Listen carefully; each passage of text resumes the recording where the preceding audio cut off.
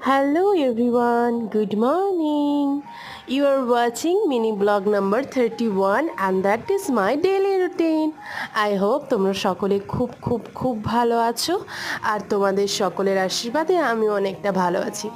গাছ তো আমার বড্ড প্রিয়, তা তোমাদের আর বলার অপেক্ষা রাখে না। তাই গাছকে সঙ্গে নিয়েই আজকের মিনি ব্লগটা শুরু করছি।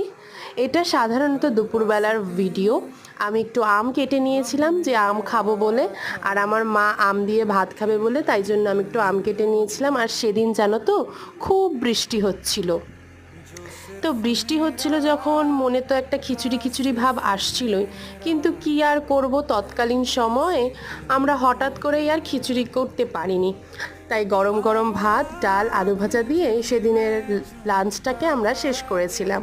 আর সেদিন যেহেতু বৃহস্পতিবার ছিল, মা ঠাকুরকে গুজিয়া আর আম দিয়েছিল। তারপরে আমি খেয়ে দিয়ে ঘুমিয়ে পড়েছিলাম।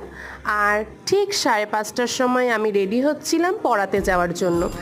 আমি সেদিন চুল আঁচড়াতে গিয়ে লক্ষ্য করলাম আমার চুলটা জানো তো অনেকটাই ড্যামেজ হয়ে গেছে। নিচের দিকের চুলটা অনেকটা আগাটা ফেটে গেছে। কি করি আর বলো।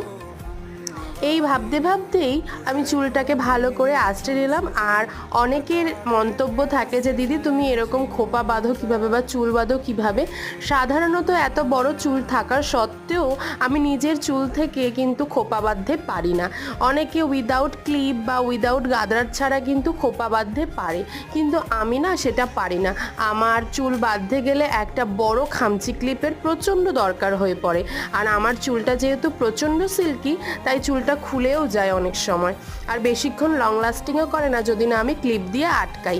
আমার চুলটা জানো তো আগে আরও সিল্কি ছিল। ধরো 2016, 17, 18, 19, ইভেন 20 নাগাদও আমার চুলটা খুবই সিল্কি ছিল। কিন্তু ইদানিংকালে আমার চুলটা প্রচণ্ড রাফ হয়ে গেছে, আর চুলের যে স্ট্রাকচারটা সেটাও কিন্তু অনেকটা পাতলা হয়ে গেছে। কি করতে পারি বলো তো জানিও।